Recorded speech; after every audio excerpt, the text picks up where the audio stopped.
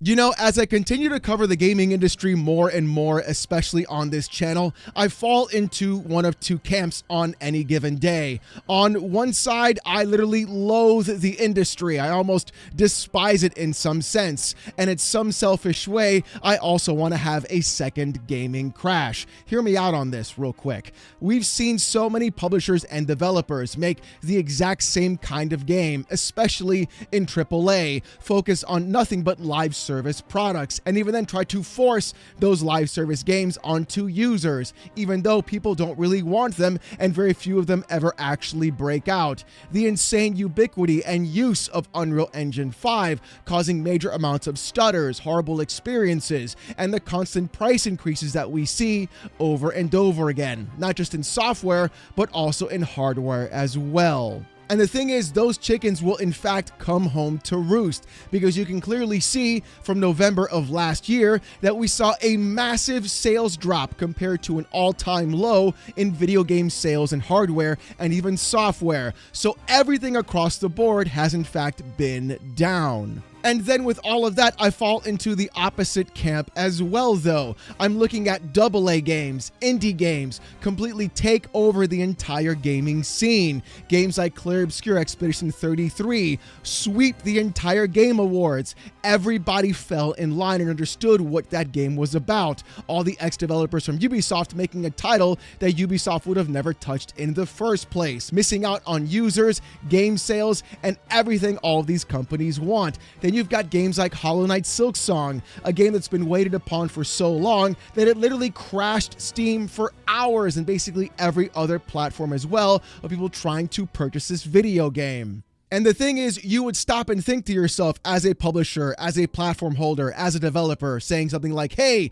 we should do what they're doing. We should take ideas from that space and then apply to our own and put it to a mass market appeal. That would be good, but they don't. They'd rather cut off their own nose to spite their face, or have the rumor go around that they're going to be removing games from other platforms that are incredibly successful. And the thing is, with yesterday's news, we're going to find out even more about what is in fact happening and exactly why so many other gaming companies are going to be left behind the curve if they don't keep up with the times. Because Insider Gaming yesterday tweeted this: PC gaming's dominance is reshaping the industry. Oh yeah, people are not gonna like this video, and you know exactly who I'm gonna be talking about as well. It looks like what's happening right now is that so few companies are literally looking at the PC platform and seeing what is in fact happening in this space and how exciting it actually is. And I'll tell you this, no matter how many times you see that one moron on Twitter talking about my console sales, it's all gonna be the same thing in the end. Even though we've seen PlayStation rumored to pull their games away from PC, and at the same time we're also seeing Xbox lean into PC, this could be a huge telltale moment for what is in fact happening in this space and where things are going to diverge completely. And I think the biggest point of factor is going to be not about who has exclusives, but who is catering to that customer across any conceivable point. And I think that's where PlayStation and Nintendo especially are going to be falling short. But the article from Insider Gamer has more to say, so let's check it out. According to Insider Gaming, the article says this: in a new 80-page report publicized by Newzoo, it was confirmed in no unclear terms that PC is fast becoming the most dominant force in the business. By 2028, it'll be making more money than console platforms. It already has far more players, and it's driving the emergence of new monetization models that are too lucrative for anyone to ignore. Newzoo's report revealed an interesting nugget of information. Using the data available, it has been estimated that by 2028, PC revenue will surpass console revenue in every way, with the latter relying on blockbuster releases to firm up its earnings potential. This growth will be led by Asian expansion, a growing share of PC distribution amongst Gen Z and Gen Alpha gamers, higher average selling prices, and Valve's ecosystem expanding to include more hardware.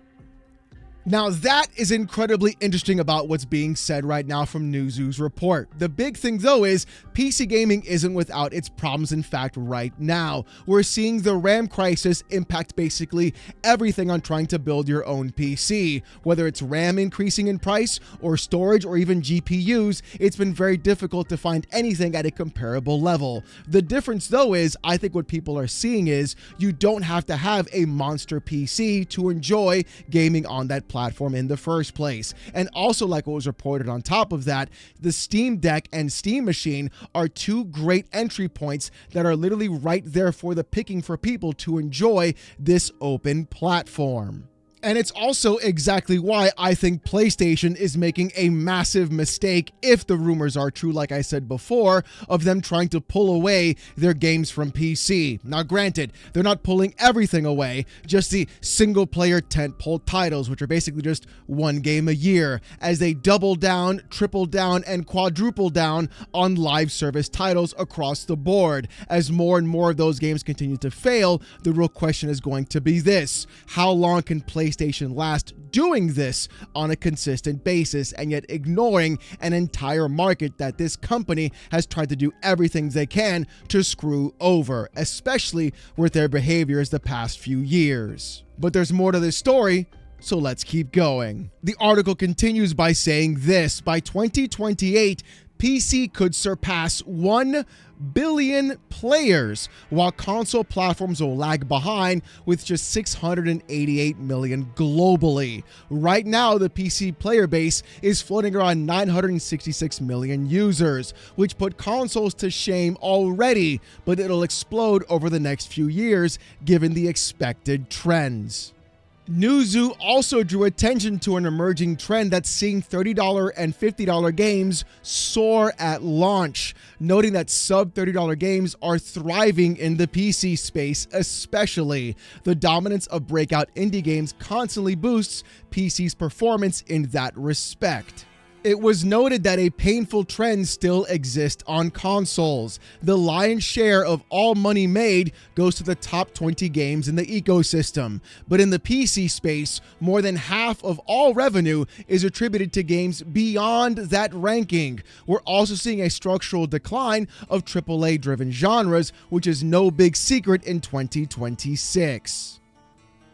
And there you have a few massive keys as to what is in fact happening in the PC space and why a lot of console publishers are either looking away from it or looking towards it. On one hand, you have Xbox with Project Helix coming out relatively soon, within next year or so, possibly, maybe. I don't really know, depending upon the RAM crisis, actually. And the thing is, they're doing one direction completely. They're leaning into PC gaming. They're saying you can play your Xbox console games and all your PC games right here on one simple box, making it incredibly attractive not only for Xbox users but also PC gamers as well, who are either A, not wanting to upgrade their entire PC, or B, have the best of both worlds, either some games that are only on console and also access all their libraries. And I think that's where you're going to see a big ticket item move forward, even if it is more expensive than what people actually expect. On the other hand, however, you've got PlayStation doing the exact opposite, consistently charging massive amounts of money for each of their games, even after being released multiple years on the PC storefront. And the thing is, you've got games still almost at full price, maybe even $10 cheaper than their console brethren. I mean, just take a look at this. Ghost of Tsushima right now, at the time of this recording, is still $60 on Steam. Why? Spider-Man 2 is $60, Spider-Man Remastered is $60, Miles Morales is $50, Lost Soul Aside is still $60, The Last of Us Part 2 Remastered for the 10th time is still $50 as well, Horizon Zero Dawn Remastered is $50, God of War Ragnarok is still $60, Horizon Forbidden West Complete Edition is also $60 as well, and even Last of Us Part 1 is still $60, multiple years after these games released on consoles, yet for some reason on PC, PlayStation still wants to charge full price for all of these games. And even as the article pointed out, the games that are soaring on PC are not AAA blockbuster titles like the ones we're seeing right here from PlayStation. In fact, it's the opposite. It's the $30 and $50 game altogether. then you're seeing every other indie game sell for 15 to 20 to 30 bucks, non-stop sales on a consistent basis. And if you really want to talk about the success of the indie developer, I mean, take a look at this. PC Gamer even points this out, saying Valve says almost 6,000 games made over $100,000 on Steam last year. George Boussard, who's one of the original co-founders of Apogee Entertainment, in fact tweeted this: by the math, 100K is achievable by many developers, especially solo devs. $15 game and around 300 to 400 reviews, about 10,000 sales. That's your target. You just can't spend 3 years on a game, and hopefully you can repeat and roll one success into another and back catalog sales kick in. And the thing is, they're not wrong. When you look at the entire industry on Steam and what's been popping off lately, you see things made by small teams of people that are massive successes. When you look at things like Are We There Yet, or Repo, or even Among Us, or anything else along those lines that took the cultural zeitgeist by storm, where those games are just, what, $5 to $10 a piece, those games sold tons of copies, making those developers a ton of money. When you look at something like Mugenics as well, selling infinitely better and having higher player counts. I've talked about this before, but Slay the Spire cracking 500,000 users and basically beating the brakes off of Marathon exposed this too. Even though Marathon was $40, it still had that AAA stench listed all over it that nobody wants to play anymore. Compare that with Arc Raiders even right now, and you see the exact difference. But the thing is, all those examples that I pointed out before and everything else of every other indie game just topping the charts on Steam and really pushing the industry forward is exactly why I feel PlayStation had no idea what they were doing when they were going into the PC market. They thought they could just walk in, charge exorbitantly high prices like everybody else, and expect everyone to bend the knee and fold to them, when in reality, the opposite happened. They tried to throw in PSN, didn't work. We revolted. They pulled away. They bent the knee to us instead. The problem is PlayStation walked into PC gaming expecting everyone to throw roses on them as if they were the greatest thing of all time, when in reality, that's not how this works. They had no idea what this market or even user base is even about. And at the same time, they've ignored almost 1 billion users completely. At the same time, doing nothing good for those users at all, enforcing their actual PSN logins, still keeping prices high, and not providing any new or different kinds of titles, basically just rehashing their entire back catalog onto Steam, but yet expecting everyone to pay full price. And I think that is exactly what PlayStation is in fact missing. But it turns out that this rumor of PlayStation leaving Steam and PC gaming may not be just because of the actual user base itself or PlayStation's own strategy towards it. It looks like there's a bigger fear in PlayStation, and it's Gabe Newell. Because according to PC Gamer, the Bluepoint Tech boss suggests Sony's scared of Valve, not Microsoft, and that's why it's pulling back from PC, saying, quote, "It would be quite ironic if Valve ultimately ended up winning the console war."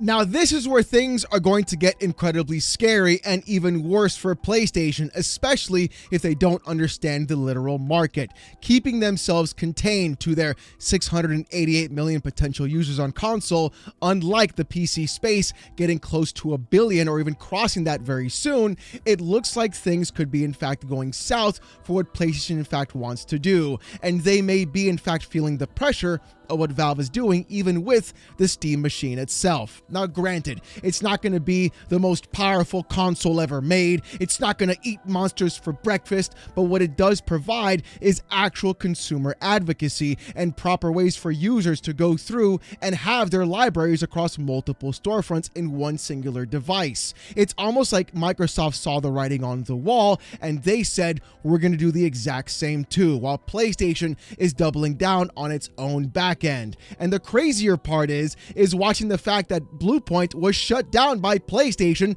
just a few weeks back as well. So seeing this come out could be very interesting on top of that. But let's see what the article had to say though, and check it out.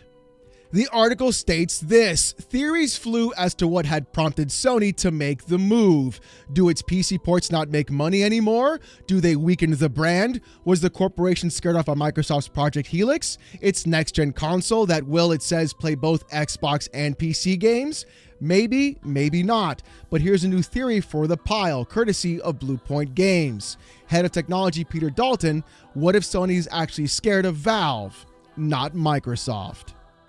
Peter Dalton on Twitter said this: I read an interesting take on why Sony may be pulling back from pushing PC releases and instead focusing more heavily on exclusives. Some people frame this as a response to Xbox, but I'm not convinced that's the real driver. A more interesting possibility is the rise of a Steam-based console ecosystem. Consoles largely exist because they provide a cheaper, simpler alternative to gaming PCs. For most households, a dedicated gaming console is easier to justify than building or maintaining a high-end PC. However, if Valve releases a new Steam console that provides a console-like experience, Steve, it's a PC. Valve even said it themselves. Let's be real about this, okay? While still giving players access to the entire PC game library, that could become a very compelling option. In that scenario, if Sony were releasing all of its games day and date on PC, the Steam console would effectively offer the best of all worlds: console simplicity with the full breadth of PC gaming. It would be quite ironic if, after decades of traditional console competition, Valve ultimately ended up winning the console war. And you know what? I truly feel like Peter Dalton may in fact actually be correct. We've seen all the conversations and talking points from every other console fanboy on a consistent basis. Exclusives! Sell boxes! Well, it looks like everybody's hyped for the Steam machine as well, including myself, and I have a pretty powerful gaming PC. I don't like exclusivity. That takes games away from me and from other people. I want better games, I want cheaper games, I want better service, I want a better UI, I want a better experience overall. I want to be catered to on every single front, not forced into a plastic box on an ecosystem that I don't have any games in, that I don't want to buy any more games in for just one or two titles that come out every couple of years. That's not enticing to me. That sounds like you're holding games hostage and using it as a unique value proposition, when in reality, there's no value whatsoever at all for me. And I think that's exactly what is terrifying PlayStation the most. I think they can see the writing on the wall. They can see what's happening in the gaming space. They understand that people in other countries would rather play on a PC, even if it's not as powerful as my PlayStation 5 Pro, and simply go through and have a better experience on their own. People talk about PC gaming as if you have to spend thousands of dollars. Well, now, because of the RAM crisis, you probably do. But the thing is, back then, about a year ago, you didn't have to. You could make a pretty comparable PC for about $500 to $600. Hell, even $700 to $800, and you'd rocket past the current generation right now. And even upgrading would be one or two pieces overall, and you're basically done. But I think the part that's scaring PlayStation the most are things like this, the Steam Deck. Even though they've put their games on this platform, they've set everything up directly, and they've even made their games Steam Deck certified to run on this specifically. Yeah, that is Femboy Fuda House, by the way. I was playing it. It's actually pretty good. It's like Persona, but with Futanari. I was actually kind of impressed by it, honestly. Kind of weird. Maybe TMI. I don't know. And I think that truly is what terrifies PlayStation. Not Femboy Fuda House, but maybe. Who knows? But the thing is, seeing an actual direct competitor to what they've thought would never actually happen. Seeing Steam and Valve walk into this space and saying, hey, guess what? Here is a small little form factor box, plays all the games on our platform, everybody else's game as well, and you get free online, you get access to mods, you get Linux, so it's a free OS. You don't even have to use their own box. You can literally make your own Steam machine if you want to, with whatever parts you want, install Steam OS on there, and you got the same exact experience, or maybe actually even better. And that terrifies PlayStation, because all they have right now is that ecosystem. All they have right now is that platform, and all they can look at is say, what can we do to provide something more that people can't get anywhere else? And it turns out the only thing they have left are those tentpole title exclusives. The problem is this though. Every company wants to see the line go up. Every company wants to see the graph grow. And the thing is, if those single tentpole titles don't sell enough on their own platform, they're going to have to get those sales somewhere else. And that's why I think at some point you're going to be seeing PlayStation crawl its way right back to PC and put those games back on that platform. The thing is though, are they going to learn from their mistakes? Are they going to learn like what Microsoft is learning right now, understanding the platform itself and trying to compete with Steam on a direct level? And I think that is what PlayStation is in fact missing and doesn't understand about the PC gamers in the first place. It's not about what games you keep away from me, it's about how you treat me as a customer. It really goes to show that these console companies and these publishers and platform holders have to do more and do better to compete with companies like Valve, and even then companies now like Microsoft too, with Project Helix moving forward. You can't just stick to exclusive games anymore. You have to do more for me as a consumer to spend money on your storefront and even in your ecosystem. You have to do even more for me to even stay there or even look at you sideways in the first place. Better refund policies, more games to play, cheaper games to play, more access to more games, and even then catering to me as a consumer first rather than me trying to bend the knee to a corporation. And I think that is going to be the lesson that PlayStation is going to fail to learn. But you know what? I want to hear what you guys got to say about this in the comment section down below. Are you getting yourself a Helix when it's announced? Are you getting a Steam machine? Or are you building yourself a PC? Or in any other case, are you sticking with your PlayStation 5? I want to hear what you guys got to say. And speaking about what you got to say, here in fact is the comment of the day from yesterday's video.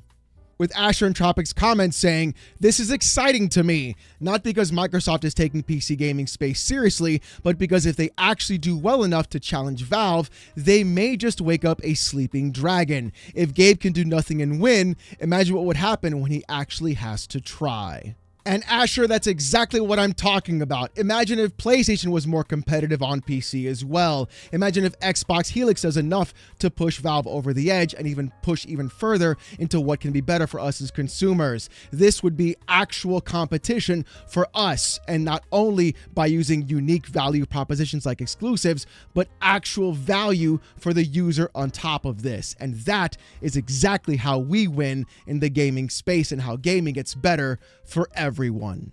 But as always, if you want to see more of this kind of content though, more PC port reviews, gaming news, Steam Deck videos, fanboy content, and even live streams every Saturday night, 8:45 p.m. Eastern, subscribe to the channel. If you want Discord access or most during live streams, become a YouTube member. It's as low as $1. If you don't want to spend the buck, don't sweat it. Just come on down Saturday nights, 8:45 p.m. Eastern, live right here on the channel as I wear a banana suit and get insulted by about 800 people with TTS. Yeah, that's right. Saturday nights, 8:45 p.m. Eastern, live right here on the channel. It's a hell of a live stream. Trust me, you don't want to miss it.